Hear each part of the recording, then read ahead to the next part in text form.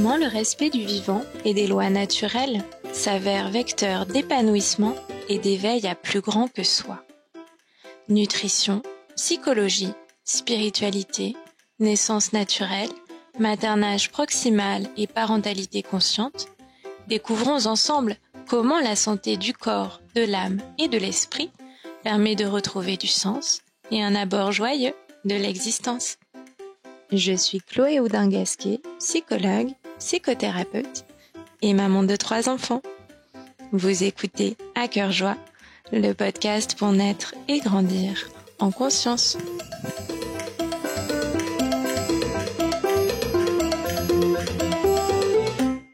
Aujourd'hui, je reçois Gwenaëlle Perciot, psychologue spécialisée dans l'attachement et auteure d'ouvrages sur le sujet. Elle est aussi formatrice pour aider les personnes à mieux se connaître et à se sentir plus sécures, à l'aise dans leur parentalité. Gwenaëlle est une thérapeute engagée pour le développement des potentiels de chacun et la construction d'un monde plus serein. Bonjour Gwenaëlle. Bonjour Chloé. J'aimerais en savoir plus sur l'attachement, un vaste sujet. Est-ce que tu peux nous raconter un petit peu tout ça? Oui, c'est chouette de m'inviter à parler de ce sujet parce que je crois vraiment que c'est tellement fondamental, les questions de l'attachement, que ça mérite d'être connu par le plus grand nombre. Ça nous aide en fait à nous comprendre nous-mêmes à plein d'endroits, en tant que parents, bien sûr, on va surtout parler de ça, mais aussi en tant qu'individu, puis aussi en tant qu'ancien enfant. Qu'est-ce qu'on a pu vivre, tu vois, dans l'enfance avec nos parents, et tout ça dans un objectif général de s'apaiser en fait, et puis de pouvoir être plus vivant, plus joyeux, plus présent. Donc l'attachement, c'est un thème fondamental pour moi, où je suis toujours heureuse d'en parler. Donc à nouveau, merci à toi de m'inviter. Merci à toi d'avoir accepté. Donc définir l'attachement en quelques mots, c'est toujours un petit peu un challenge, mais on peut déjà dire que c'est cette tendance innée et biologique, donc nous avons tous, absolument sans exception, d'aller chercher du réconfort auprès de quelqu'un, une personne particulière qu'on appelle la figure d'attachement, quand on va pas bien. Donc les grands premiers travaux sur l'attachement, bien sûr, ça a concerné l'enfant. L'enfant quand il est dans un stress qui peut être lié à la faim, au sommeil, ou tout simplement au fait que la vie est quand même pas si simple. Il va avoir un stress à l'intérieur de lui et il va émettre ce qu'on appelle des comportements d'attachement. Il va crier, il va pleurer, quand il a la motricité, il va aller vers son parent, et plus tard, ça va être de plus en plus complexe, tous ces comportements, pour qu'en face, il y ait quelqu'un, pas n'importe qui, une figure d'attachement, donc très, très souvent les parents, et plus souvent la mère que le père quand même, au tout début en tout cas, qui répondent à ses besoins et qui du coup lui permettent, par sa présence, son écoute, un câlin, quand ça sera des enfants plus grands, c'est des choses plus complexes, parfois des conseils, de l'accompagnement, des choses comme ça, à diminuer son stress intérieur. Et la fonction de l'attachement, c'est ça, c'est que quand on va pas bien, et donc ça sera dans toute notre vie, eh bien, il y a une pulsion à l'intérieur de nous, qu'on appelle la pulsion d'attachement, qui me dirige vers quelqu'un. Et ce quelqu'un, eh bien, quand il est plutôt déjà présent, physiquement, mais aussi psychiquement, et plutôt adapté dans ses réponses, ça va créer en moi une sécurité, qu'on appelle la sécurité d'attachement. C'est-à-dire que je peux régulièrement, puisque la vie est ainsi, avoir des stress, des moments de pas bien, des émotions aussi, bien sûr, et j'ai quelqu'un qui va être là. Donc plus tu as vécu ça un grand nombre de fois dans l'enfance, de manière répétée, eh bien plus tu acquiers une solidité au niveau de ta sécurité d'attachement. Et c'est ce qu'on va appeler l'attachement sécure. Inné, dans le sens, pas inné au sens biologique, mais dans le sens que tu l'as eu dès le début de ta vie, quoi. Mais il y a aussi, et j'y reviendrai, la sécurité d'attachement acquise, c'est-à-dire que ça partait différemment, voire parfois très différemment, quand on a vécu plutôt à l'inverse, de l'absence, du rejet, des négligences, voire des choses encore plus dures. Et là, on était donc plutôt insécure, mais on peut changer ça. Donc ça, je le dis dès le début, c'est bien de dire qu'il n'y a rien de déterministe dans tout ça, qu'on peut acquérir tout au long de sa vie ce qu'on n'a pas eu dans l'enfance, et on appellera dans ce cas-là l'attachement sécure acquis. Voilà, dans les grandes lignes déjà. Ok. Et quel est l'impact du style d'attachement sur la santé psychologique à l'échelle d'une vie? Est-ce que justement il détermine nos relations futures, amicales, amoureuses? Il les influence en tout cas. C'est-à-dire que détermine, c'est trop fort parce que ça voudrait dire que parce que j'ai eu un attachement insécure, parce que j'ai vécu ci et ça, bah, voilà, je suis en fait, foutue sur tous les plans relationnels, émotionnels, comportemental. Ça, ce serait absolument terrible et c'est faux. Surtout, c'est faux parce qu'on sait, grâce à la plasticité du cerveau, qui est maintenant bien, bien prouvé en neurosciences, hein, qu'à tout âge, hein, et vraiment jusqu'à la fin de notre vie, hein, on peut changer des manières d'être au niveau émotionnel, au niveau comportemental et donc inverser les choses. Mais c'est sûr que si on a vécu, par exemple, dans une famille où, on parlait pas des émotions, où c'était, refoulé comme on dit en psychologie, où c'était, où c'était caché d'être triste, en colère ou même joyeux parfois. Ça va développer typiquement un attachement plutôt évitant, hein, insécure, évitant. C'est-à-dire que je vais, bah, comme j'ai vu mes parents faire d'ailleurs, éviter mes émotions, les cacher, les refouler et si je reste sur ce fonctionnement-là parce que souvent on va répéter en fait, hein, si on a eu des parents comme ça, on va avoir souvent aussi des amis un peu comme ça, un premier petit copain un peu comme ça, ensuite peut-être une relation de couple qui dure du même type et cetera, hein et du coup on va, continuer à fonctionner sur un mode, par exemple, insécure évitant. Ouais, c'est-à-dire loin de ses émotions et ça, bah, ça a beaucoup de conséquences, hein. La conséquence première des personnes qui ont un attachement insécure évitant, c'est que ils refoulent, donc les émotions dites douloureuses, hein, négatives, on peut dire, mais avec des guillemets, parce qu'aucune émotion n'est négative, en fait. Mais le fait de refouler ça, ça fait qu'ils vont refouler aussi, bah, les émotions positives. Donc c'est des gens qui, fonctionnent, peut-être bien à plein d'endroits dans leur vie, mais dans la vie affective, par exemple, c'est compliqué. Hein, dans la vie parentale, c'est compliqué parce qu'on a besoin des émotions, en fait, pour être en lien avec les autres. On a besoin à un moment d'arriver à dire qu'on aime l'autre, qu'on va pas bien, qu'on a besoin d'aide, qu'on est, triste ou en colère, enfin bref, la vie relationnelle, quoi. Et quand tu l'as mis de côté, ce qui est le cas des évitants, hein, c'est leur protection, leur défense, on pourrait dire, mais c'est des fonctions, en fait, de protection. Eh bien, si rien ne se passe dans leur vie, s'ils font pas un travail sur eux, par exemple, eh bien, ils vont continuer comme ça, peut-être jusqu'à la fin et ça crée des personnes parfois même un peu robots, hein et on est dans une société d'ailleurs assez évitante, hein, j'y reviendrai peut-être, Mmh. où on est loin des émotions. Ça, c'est le premier grand style d'attachement insécure, hein, donc évitant. On dit aussi détaché, je trouve ça assez clair. Détaché, tu vois? Détaché, de ce que je ressens et du coup détaché un peu des gens, quoi. Me tenir un peu loin. Ça veut pas dire qu'on est célibataire et ermite dans une grotte, hein, mais on s'engage pas, au niveau émotionnel, on est en couple sans y être totalement, tu vois, dans toutes les facettes d'un couple, même au niveau physique des fois, hein et dans la parentalité, c'est pareil, c'est compliqué et puis peut-être j'explique aussi l'attachement, l'autre grand Oui. attachement insécure qui est l'attachement donc anxieux, hein. C'est les 2 grandes polarités en fait, hein, évitant et anxieux. Donc anxieux, au sens de l'attachement, c'est-à-dire anxieux de la relation. Ce qui me rend anxieux, ce qui me rend nerveux, préoccupé, c'est est-ce que, l'autre m'aime? Est-ce que déjà est-ce que je peux trouver quelqu'un qui accepte de vivre avec moi? Par exemple, hein et dans l'amitié aussi, ça peut me toucher. Est-ce que ma copine, c'est vraiment ma copine? Est-ce qu'elle va pas m'abandonner, hein, à la 1re autre copine qui passe, par exemple? Donc c'est beaucoup de préoccupations comme ça autour du lien, autour d'un potentiel abandon, d'un potentiel rejet. C'est des personnes donc qui sont, on sent bien, hein, insécures aussi, vraiment autant que les évitants. Mais eux, leur manière de faire avec, cette insécurité de fond, hem, c'est tout l'inverse des évitants qui eux se protègent en se détachant, tu vois? Là, ils vont être plutôt, à s'accrocher aux autres, hein, à être même on dit anaclitique en psychologie, c'est-à-dire s'accrocher à, hein. Donc typiquement, dans une amitié, par exemple, ils peuvent être très exclusifs, dans un couple, évidemment aussi exclusif, mais jaloux, avoir besoin de beaucoup de présence de l'autre, beaucoup de messages, des mots d'amour, de la sexualité, tout ce qui permet en fait à cet anxieux, hein, au niveau de l'attachement de calmer mais temporairement, parce que quand on est très anxieux, en fait, ça revient, de calmer cette part qui a peur tout le temps de se retrouver seul, hein. La grande problématique des anxieux, c'est: «Si je suis seul, je vais pas survivre», hein. Il y a une croyance comme ça qu'on n'est pas assez capable, tout seul de survivre à nos émotions, aux coups de la vie, quoi.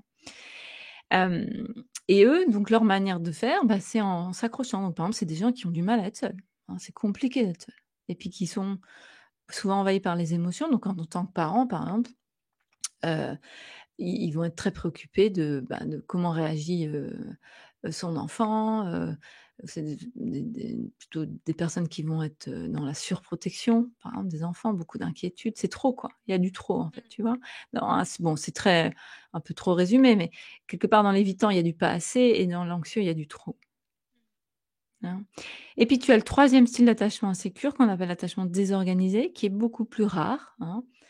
Mais il existe et c'est un mix entre les 2. Donc c'est des personnes qui, parfois, sont plutôt évitants dans leurs réactions et parfois plutôt anxieux dans leurs réactions. Donc ça fait un mix un peu bizarre, surtout de l'extérieur, où on a du mal à les suivre, en fait. Parce que dans le couple, par exemple, c'est des gens, ils ont, par exemple, besoin qu'on les appelle tout le temps et puis à un moment, en même temps, ils vont disparaître des radars, quoi, hein. Dans des mouvements comme ça assez soudains, hein, dans une même journée, par exemple, des moments de repli, on peut plus les approcher, ils disent on leur demande comment ça va et ils répondent froidement, «Tout va bien», et on sent que c'est de la protection, tu vois? Du figement et puis peut-être 2 heures après, ils vont être en larmes, en se sentant, hyper, vulnérables et cetera. Donc c'est aussi, beaucoup de crises chez les personnes qui sont dans l'attachement désorganisé. Donc quand j'entends crise, c'est crise d'angoisse, crise de colère, crise de désespoir, hein. Ça peut être des personnes qui ont plus de troubles psychiques que les autres, hein. C'est un peu un facteur non pas causal, mais un facteur de risque de développer de l'anxiété assez forte, de la dépression, des comportements, borderline, des choses comme ça, hein. Alors qu'à l'inverse, l'attachement sécure, hein, qu'il soit inné ou acquis, il est plutôt facteur de protection des difficultés psychiques. Ça ne veut pas dire que si tu es sécure, tu feras jamais de dépression, parce que ça touche, 1 Français sur 5 et même 2 sur 5 depuis 2020. Mais, ça durera moins longtemps, ça sera moins fort, hein. Donc tu me posais la question de l'impact, ben, ton attachement, plus il est sécure, plus quelque part tu es stable.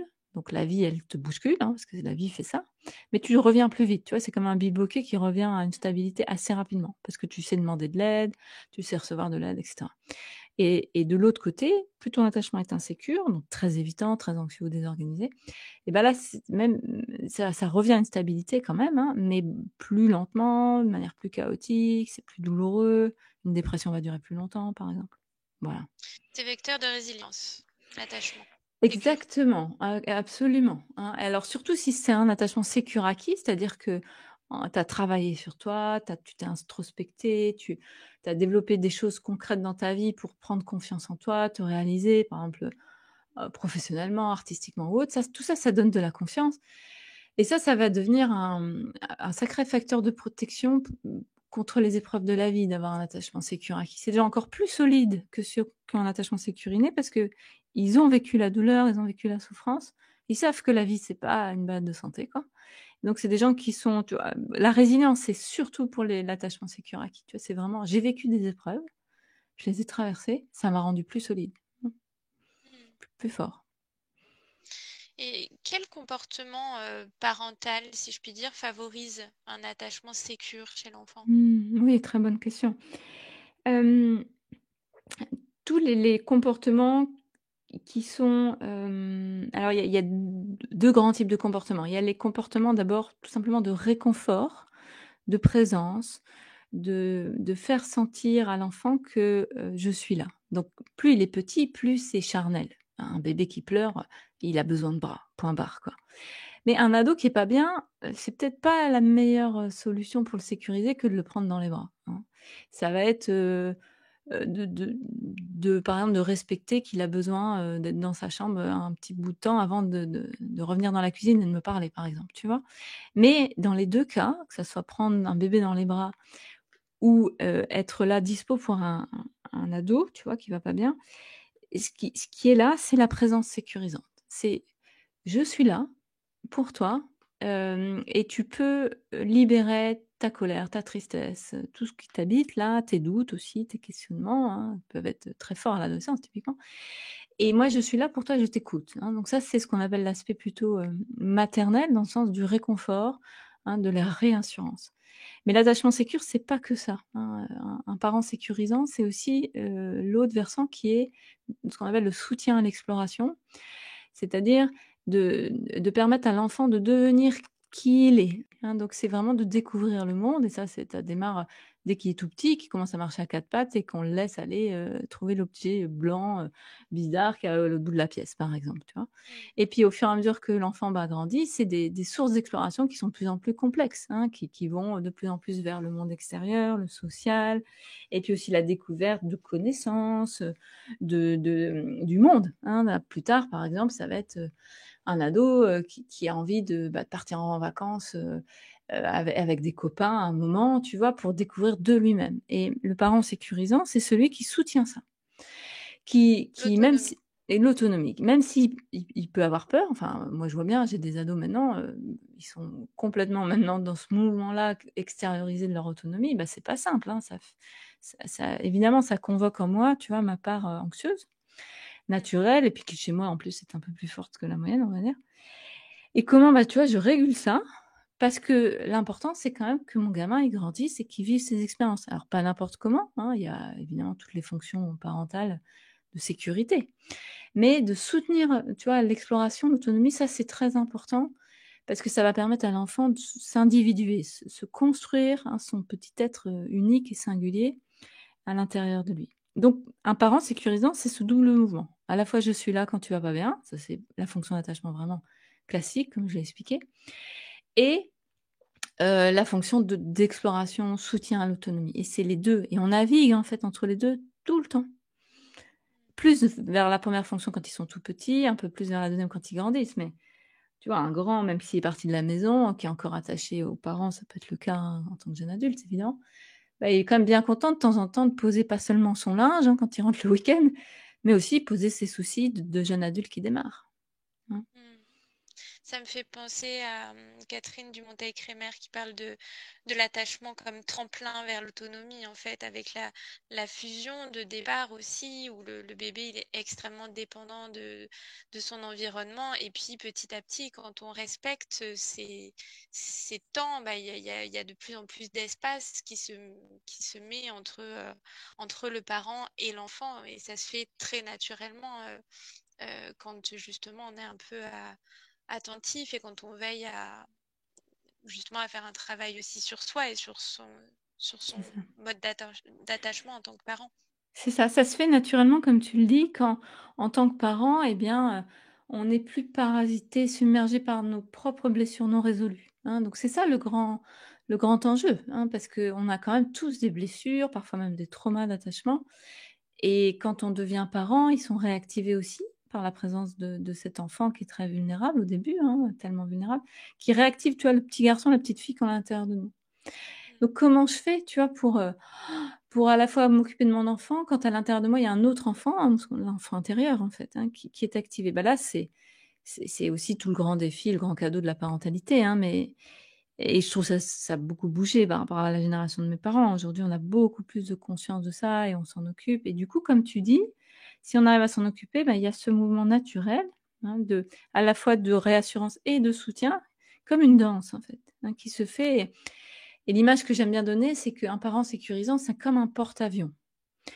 Un porte-avions, hein, c'est quand même balèze, solide, il y a quelque chose, tu vois, de très sécurisant et l'enfant, bah, il vient se poser sur le porte-avions quand il va pas bien, donc très souvent quand il est tout petit évidemment et puis de moins en moins en grandissant et puis il vient, tu vois, se poser, il vient se recharger, hein et d'amour, de présence, d'affection, de se sentir exister aux yeux d'autres et cetera, valorisé et puis il repart.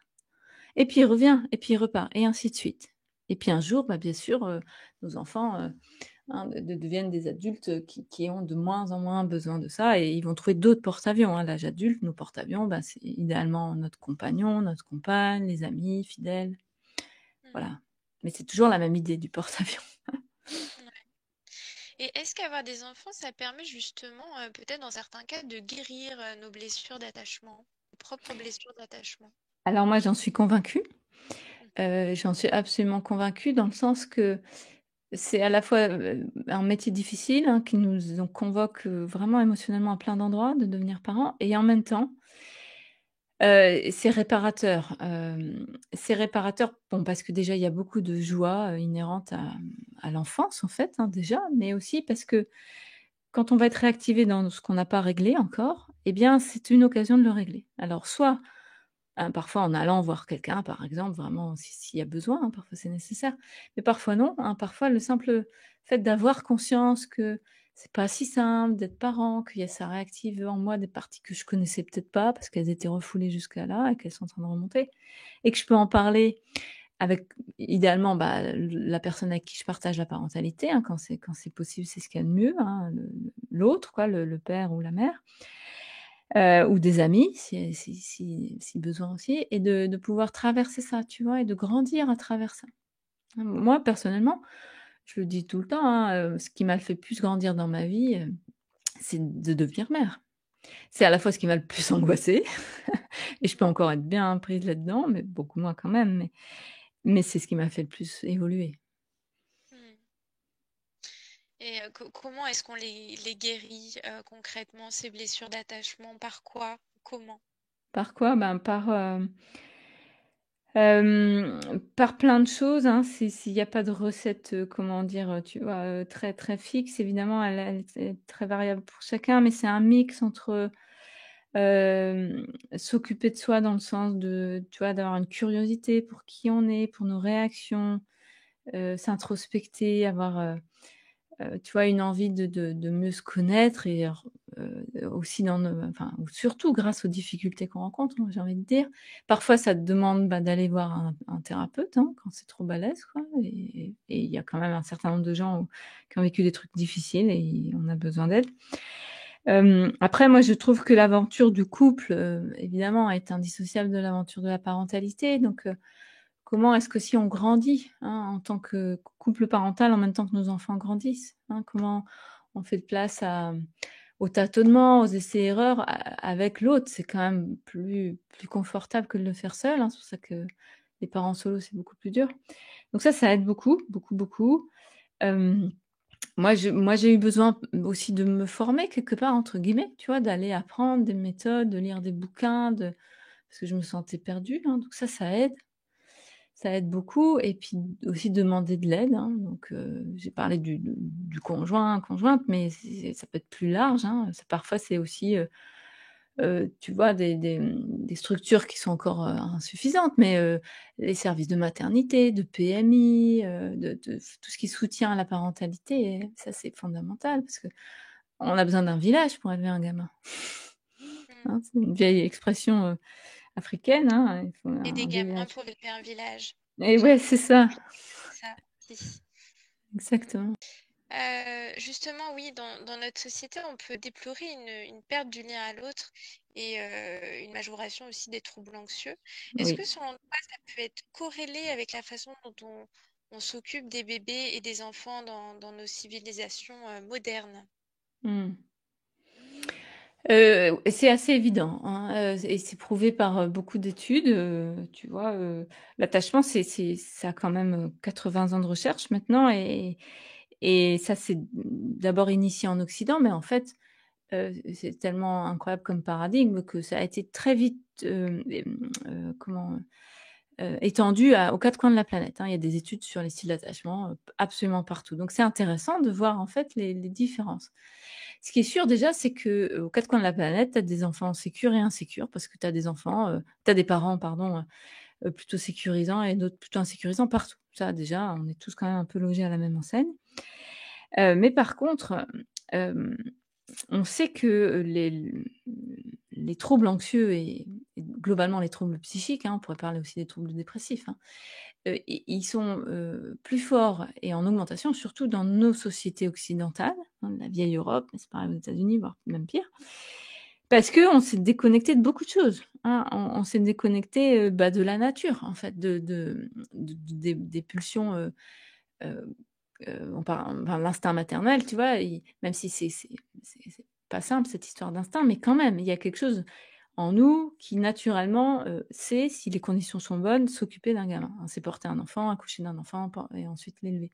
Sauf qu'aujourd'hui, on est dans une société assez hors sol, qui se voit à plein d'endroits, hein, où le lien mère-bébé, hein, des premiers temps n'est plus préservé comme il l'était il y a quand même pas si longtemps dans nos sociétés, hein.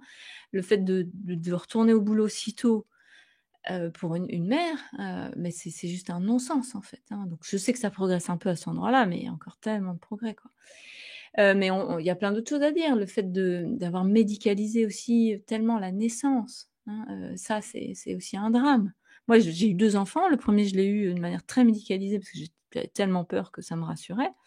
Bon, mais n'empêche que ça a quand même eu des conséquences, je pense, pour mon gamin qu'on puisse rattraper après. Mais en tout cas, cette surmédicalisation, ça a un peu coupé le lien entre lui et moi au tout début. Et puis le deuxième, je l'ai eu par accouchement physiologique à mon souhait, préparé, vraiment, avec, le papa et tout. Et je vois bien comment, le fait de laisser plus la nature, hein, vraiment de l'être mère qui est à l'intérieur de moi, eh bien, a favorisé, tout un processus d'attachement et donc de sécurisation de mon gamin, hein. Ça, il y a quand même des progrès, hein. On est en train de revenir à du bon sens, mais il y a eu beaucoup de mal qui a été fait. Oui, on revient à du bon sens, mais pas que quand même, hein. Mmh. Il reste encore beaucoup de violences obstétricales, Bien sûr. d'interventionnisme. Et c'est Oui, vrai que là, oui. dans un prochain épisode, je vais parler avec Michel Audran, Super. ouais, et qui a écrit Le bébé est un mammifère, entre autres, mais il a Mmh. écrit bien d'autres ouvrages depuis. Et il a choisi pour thème euh, est-ce qu'on peut contrôler l'épidémie de déclenchement? Mmh. Parce que voilà, il y a bon Mmh. nombre moi je peux le en témoigner autour de moi, de femmes enceintes à qui voilà, on préconise un déclenchement ou on impose même un déclenchement Mmh. par facilité certainement, voilà. Et sauf qu'on ne respecte plus du tout la physiologie de la naissance. Il va nous expliquer justement tout ça, tout l'impact que ça Mmh. peut avoir. Donc Oui, c'est hyper intéressant. c'est passionnant et c'est tellement important voilà, de faire passer le message. Ah, parce qu'il y a beaucoup de parents qui, tu vois, qui ont pas forcément notion de tout ça, qui suivent aussi un mouvement sociétal, hein, de médicalisation. Hein, moi, j'ai dû découvrir ça, vraiment, hein. C'est pour ça que j'ai eu 2 accouchements très différents à quelques années d'écart. Donc c'est super de parler de tout ça, bravo, quoi. Ouais. Bah, c'est un sujet essentiel parce que souvent, en plus, ça fait vraiment l'effet domino. C'est-à-dire qu'aujourd'hui, on est en train de constater que, il y a beaucoup de parentalité vraiment meurtrie, j'ai envie de dire. Les, les- tu sais, il y a toutes ces... Sur les réseaux, il y a beaucoup de conseils, il y a la Mmh. parentalité, Mmh. etc. Et en fait, d'interroger aussi la façon dont on est accompagné à nos parentalités Oui. dès le début, la grossesse, l'hyper l'hypermédicalisation en fait et Mmh. l'interventionnisme qui a lieu déjà dès la grossesse avec toutes des batteries d'examens, etc., qui font qu'on est complètement déconnecté bah, de notre De notre maternité, corps. Oui, ouais, de de notre notre corps corps. et le corps qui sait, en fait, hein, le corps qui est un corps d'animal, de mammifère qui sait, en fait.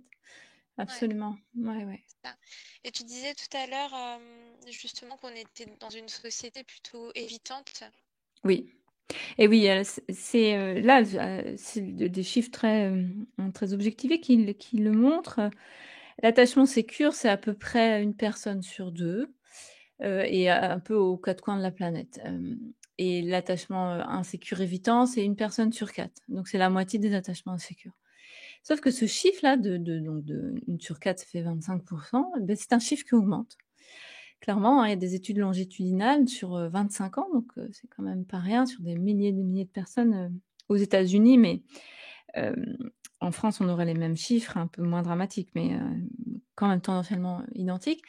Eh bien, ce chiffre de 25, il a augmenté et parallèlement, le chiffre d'attachement sécure de 50 a diminué.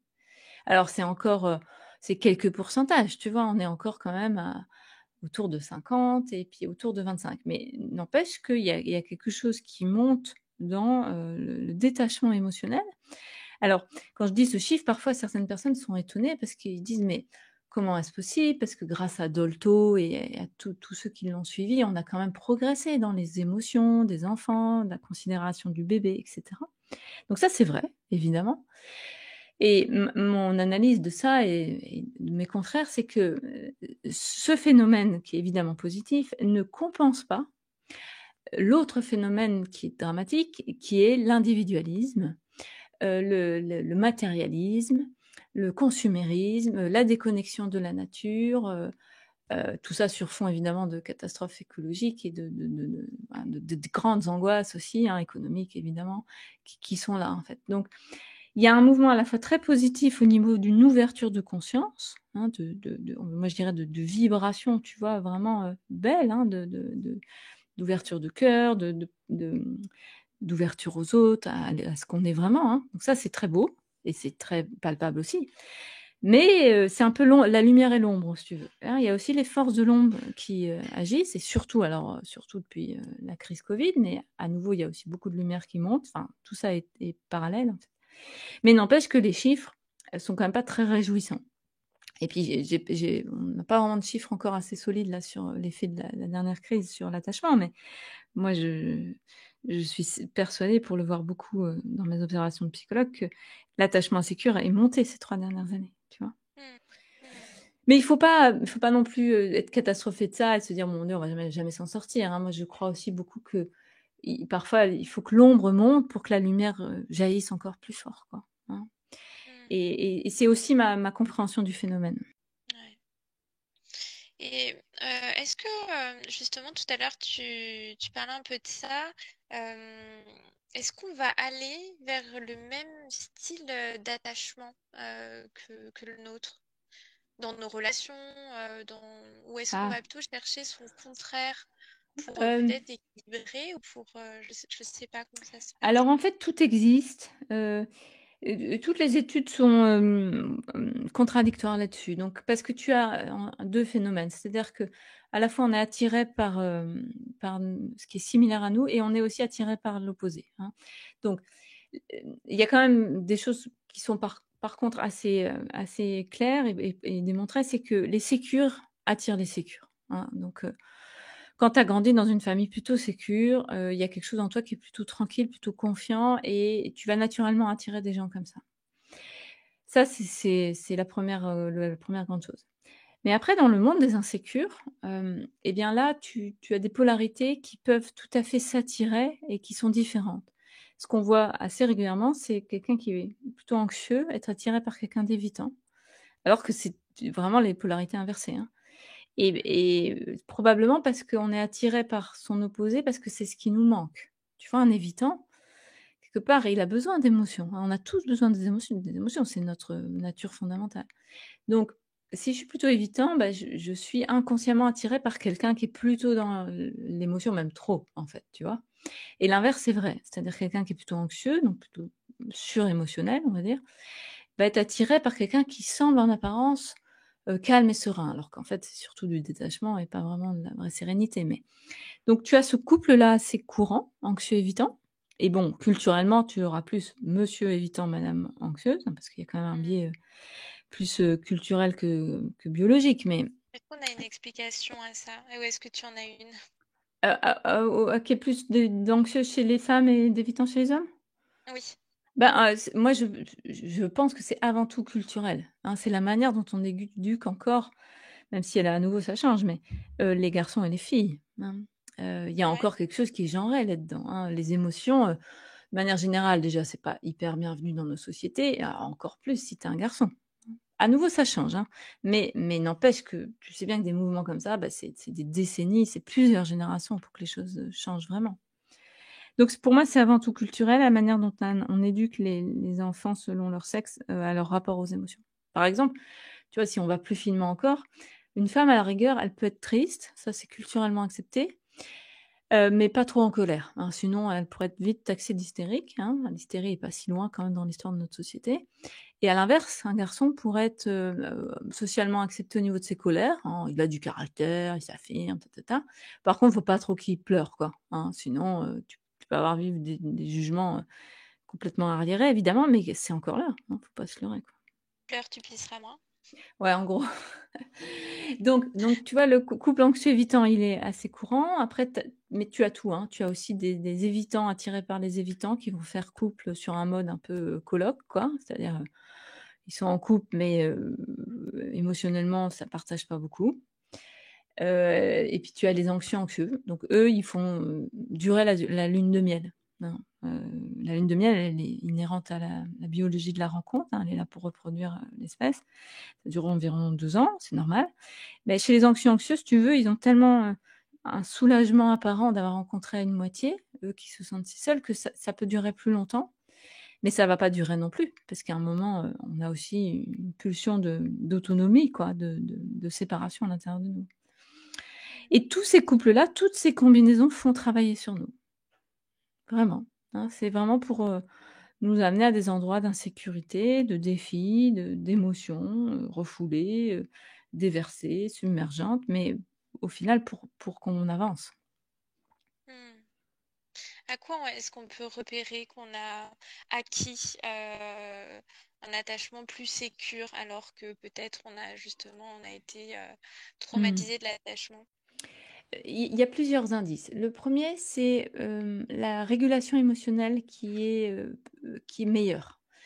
Donc ça varie un peu de ton attachement insécure de base. Par exemple, si tu es plutôt évitant et que tu commences à sentir tes émotions, hein, donc c'est très lié au corps, hein, c'est très lié au contact avec son corps, que tu commences à sentir que, bah, ouais, en ce moment, tu es pas très bien, et que tu t'interroges là-dessus. Alors qu'habituellement, tu aurais plutôt mis ça de côté, continué à bosser ou à faire je sais quoi, tu vois, sur un mode évitant.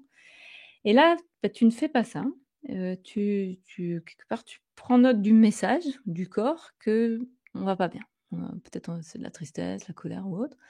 Et puis la deuxième étape, ce qui est encore mieux, c'est d'en faire quelque chose, pouvoir en parler à quelqu'un. Pour un évitant, ça c'est encore plus fort, quoi, on va dire, en termes de progression.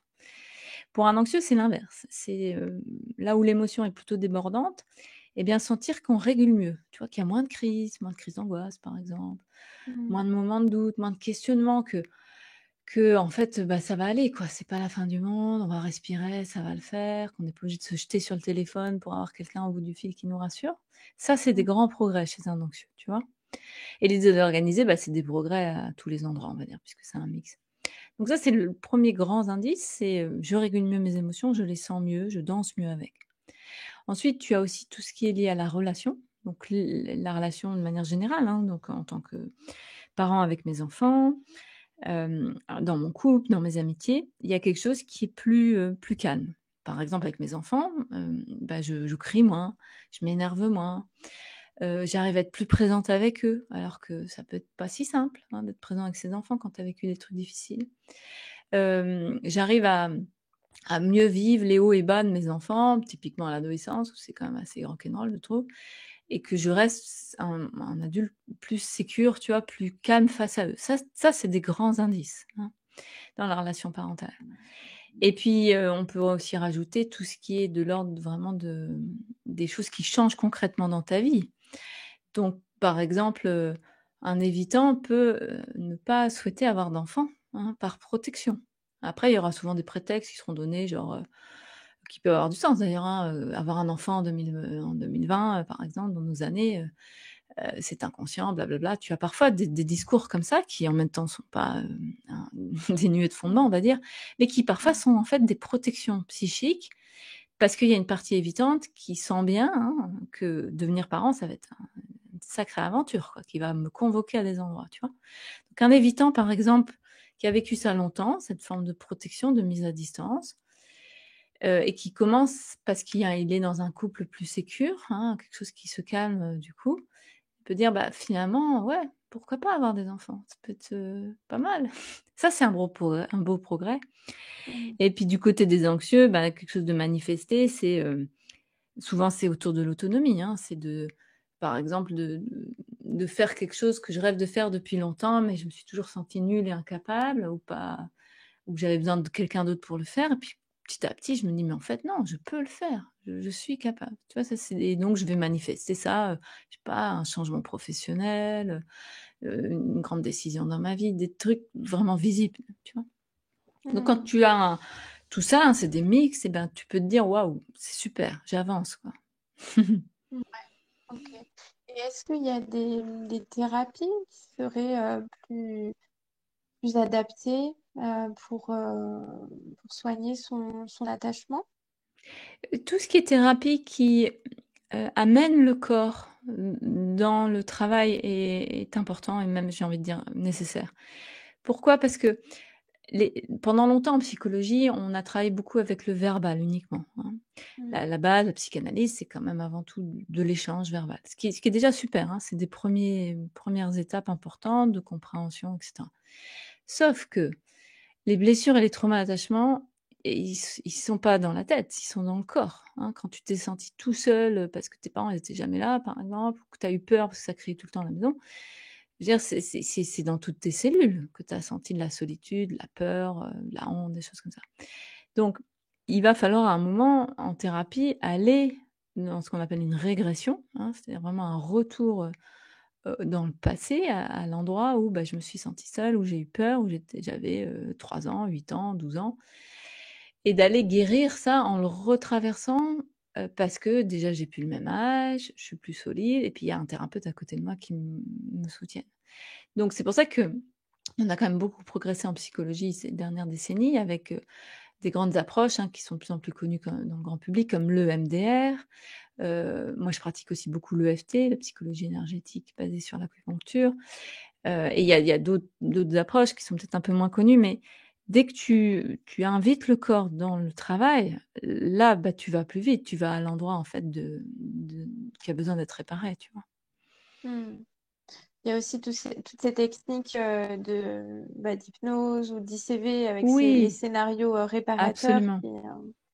qui sont C'est ça, chouettes. l'ICV, c'est, hein, l'intégration des cycles de vie, c'est aussi une très belle thérapie de régression, hein, et de Mm, retourner à l'endroit où on a souffert, mais sauf qu'on y retourne avec un moi adulte, hein, et puis aussi un thérapeute, hein, c'est pas rien. mm, Et du coup, on va guérir, hein, peu à peu. Et tout ça dans mm, un état effectivement hypnotique, hein, de manière générale, tout ça, EMDR, EFT, ICV, tout ça se fait dans un état élargi de conscience. Tu es pas juste, mm, en train de blablater sur ton passé.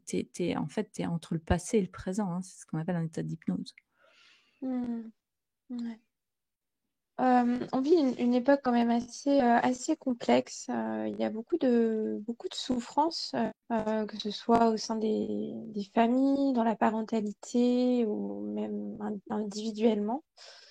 Comment on peut anticiper la suite ou faire en sorte en tout cas que Mmh. ça s'allège? Mmh. Probablement, justement en n'anticipant pas la suite et en étant dans le présent. Hein, Ouais. là, c'est à la fois assez banal ce que je suis en train de dire et en même temps tellement nécessaire, hein. C'est toutes les grandes philosophies, les grandes spiritualités, hein, qui nous rappellent que, en fait, dans le présent, tout va bien. Hein, Mm, le passé, nous met parfois dans une nostalgie, de la tristesse. Le futur nous met plutôt dans l'anxiété, hein, les questionnements, le doute, le mental et cetera. Mais en fait, quand on est dans l'instant, tout va bien, hein. On est par exemple avec notre gamin, il est là avec nous, hein, qu'il fasse beau ou pas beau, qu'importe, on est là, on est ensemble.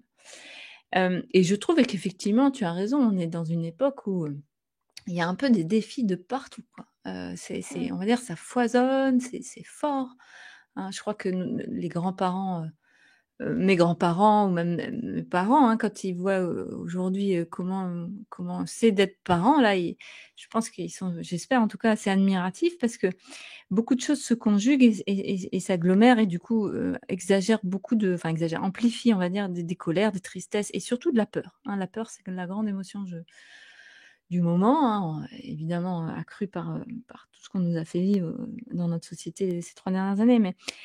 Et comment est-ce qu'on navigue avec ça? Eh bien, c'est là où la crise nous fait grandir, hein. La crise, elle a cette fonction, parce qu'elle est crise, hein, donc parce qu'elle est déstabilisante, de nous ramener aux fondamentaux, hein, de nous ramener à ce qu'on est profondément, c'est-à-dire des êtres de lien, des êtres grégaires, des animaux sociaux, tout ce qu'on a pu dire là sur l'attachement.